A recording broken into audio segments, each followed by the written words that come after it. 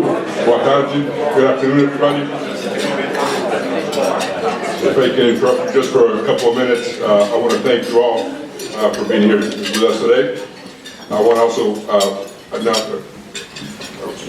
give a good afternoon to our distinguished guests and members, especially Minister Roberto Carvalho, the Consul General of Brazil and New York, and Brazilian Navy Admiral André Silva Lima. Thank you so much for being with us today.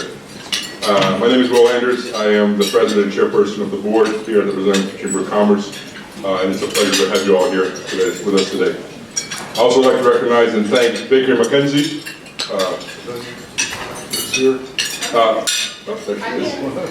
and BTG Pactual for generously sponsoring today's program. Thank you so much for being here with us, guys. Thank you. 25 was a highly successful year for the Chamber. We hosted and supported more than 45 programs and events, with a special highlight on the first of the year. Returning to the iconic American Museum of Natural History, the 2025 POI gathered nearly 1,000 guests during Brazil Week here in New York. Following the event's financial success, the first of the year fellowship program was expanded with increased scholarships reaching a total of 189. Membership revenue held steady in performance, and the Chamber welcomed 63 new members. Many of you are here today, so welcome to this luncheon. The Chamber also launched Brazil Champ Talks, our new podcast series developed by the Investing in Brazil Committee under the leadership of Committee Chairperson Amadeu Ribeiro. Amadeu, where are you? Thank you so much for what you're doing there. To learn more, please visit the Chamber's website. If you have ideas, send us a message as well. Additionally, the Chamber furthered its mentorship program, an initiative of the Young Professionals Committee, led by Chairperson Vinicius Granja, here with us, I believe.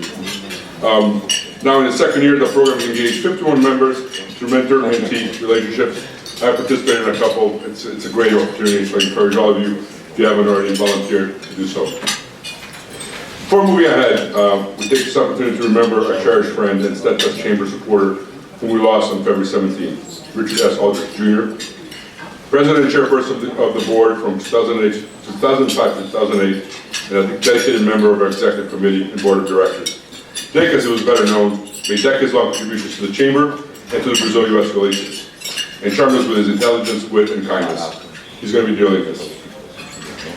In 2026, we are excited by the prospects of another successful Person of the Year. Our Brazilian RE will be José Ardenghy Neto, Chairperson of the Board of JHSF Participações.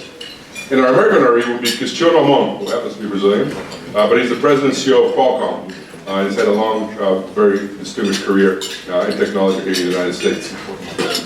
Last year, we presented special awards to organizations distinguished for their commitment to philanthropy and social justice, leadership and development and education, and resource mobilization and transformative change in Brazil. This year, we're proud to recognize 3 organizations for their dedication to social responsibility: Américas Amigas, Rede Mulher Empreendedora, RME, and Civics Educação, founded by POI fellow Felipe Neves. More information can be found on the Chamber's website, but it's going to be another exciting event for you. I extend my gratitude to my fellow board members for your steadfast support and dedication to the Chamber. I also offer a sincere thank you to the Chamber team, Fernanda Cataldi, Tatiana Engel, Roger Landau, Laura Pescado, Alice Colando, and Mauricio Moinsa, as well as Ruth Phillips, our always here person, for all their contributions and dedication to making our Chamber a great success. Before we even invited this person to talk, there was no war in Iran. We just thought it would be interesting to talk about oil. But today, I would like to introduce to you our distinguished guest speaker, Roberto Ardenghy, President and CEO of Instituto Brasileiro de Petróleo, Gás e Biocombustíveis, IBP. A career diplomat, Mr. Ardenghy has over 30 years of experience in government relations, infrastructure, energy, sustainability, and oil and gas. Prior to his current role, he represented Petrobras here in New York. He also served the Brazilian embassies and consulates in D.C., Buenos Aires, Houston, and here in New York City, and held several senior positions with the federal government of Brazil.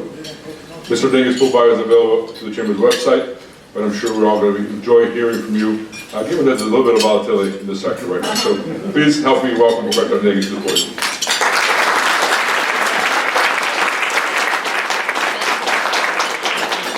Well, good afternoon, everybody. Thank you very much for inviting us to be here doing this lunch. It's a pleasure to be with you, to be with the Chamber, and I have the privilege to be also a member of the board of the Chamber for many years. And I congratulate Will and the team for the Chamber for the amazing work we have been done for promoting relationships and connecting Brazil and the U.S. Also recognize my dear friends, Eduardo Carvalho and Rodrigo Fonseca, my former colleagues from the Foreign Affairs from Itamaraty. And I retired from Itamaraty in 2022, and then I joined the Brazilian Petróleo, Gas and Biofuels Institute. It's the main organization in Brazil dealing with oil and gas originally, and now also with biofuels. And 4 days ago we had this event in the Middle East, that is the conflict that is going on involving the major countries of this part of the world, but also the United States, and this is a major blow in the current situation, geopolitical situation in the world. This is not new in the oil business or in the oil. We have many crises around the last century, and crises in oil and gas are part of the daily jobs of this industry. But of course, this episode, together with the very unfortunate loss of lives and all the economic consequences that will have, including to the local population, this of course will have some consequence to the industry. And let me stress first that oil and gas is a very important business, it's a very important industry around the world. Oil and gas represent 50% of the energy supply of the world, original energy supply. If we include coal, we go to 80% of the energy of the world is connected to the hydrocarbons. So it's really fundamental to every country. There is no country in the world that is totally independent from the oil and gas in any part of the planet.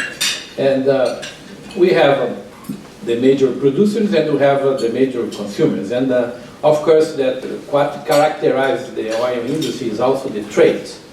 And that's why the Middle East is so important. Because if you take, for instance, here in the United States, you in this country produce around 17 million barrels of oil. It's the largest producer in the world, followed by Saudi Arabia with 12 million barrels of oil.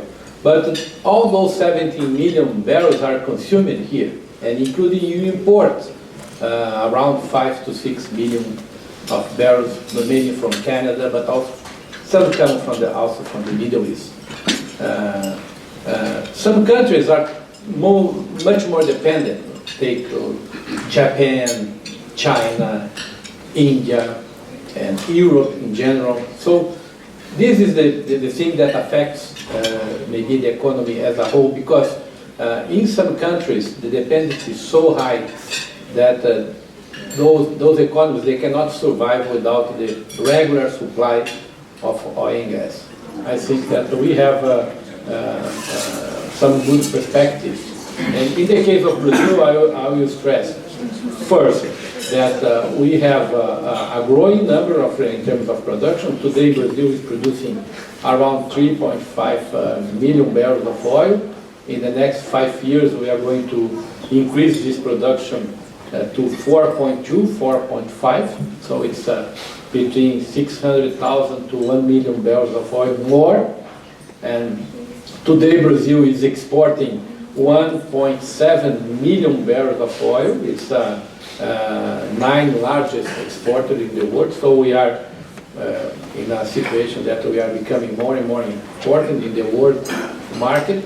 This oil is basically oil from the so-called pre-salt. Pre-salt is an area that is located just in front of Rio and São Paulo.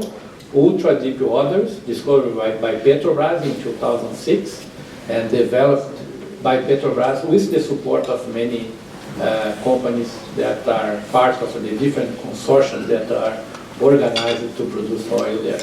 The ramp up of this particular area is amazing. Today, 80% of the oil in Brazil is produced from this area, and this oil has some characteristics that are including benefits in terms of the world market. It's a low sulfur oil, very important, because sulfur is a problem when you have oil. Sometimes sulfur creates a lot of issues in the refining plants. So if you have a low sulfur, it's good and have some prime for the price. We have this opportunity, and there is another opportunity too that is not also less important.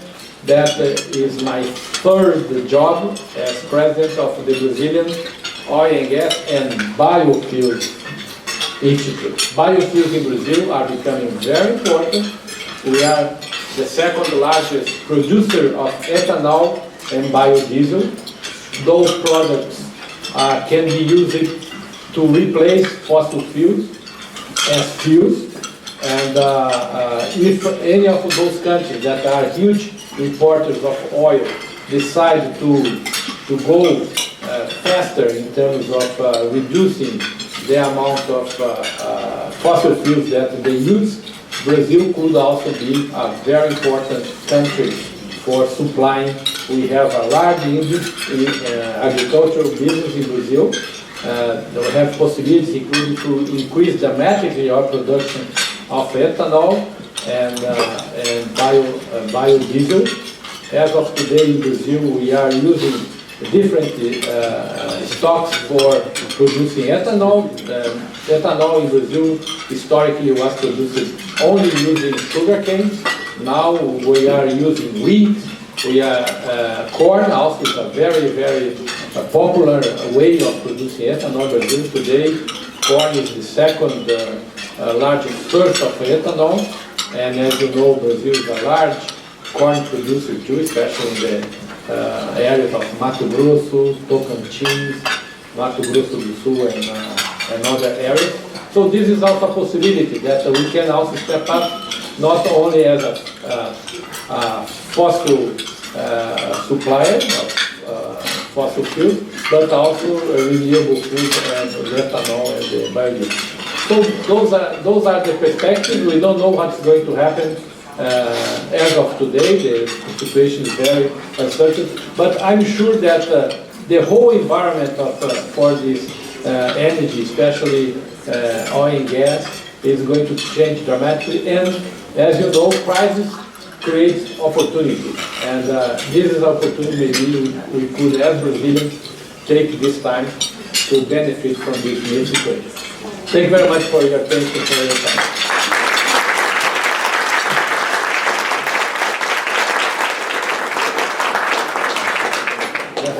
Deputy Consul General Eduardo Carvalho, Rodrigo Fonseca, directors, members of the Chamber, ladies and gentlemen. My name is Celso Barrison, and I serve as a chairperson of the nominating committee of our Chamber. I would like to thank you again, Baker McKenzie and BTG Pactual, for sponsoring today's program. Kindly bear with us for a few minutes so we take care of some business. In accordance with the bylaws of our organization, every year we shall convene in New York City at the annual membership luncheon with the purpose of electing members of the board of directors. The board of directors is divided into 3 classes. Every year, the term of office of one class expires, and we are to replace or re-elect them. Therefore, directors of the Chamber shall be elected and hold office for a term of up to 3 years, or until their successors are qualified and elected. Just one more for me, guys. Sorry to interrupt again. I want to thank everybody again for being here for our annual lunch. It's great to see a lot of new friends, old friends. Well, nobody's old, you know. But I want to invite the board of directors to start making their way to the third floor so we can have our board meeting. And I look forward to seeing you all again at a chamber event, and many of you at a small little dinner we're throwing in May, on the first of the year. Thanks again for your presence here, and see you again soon. Thank you.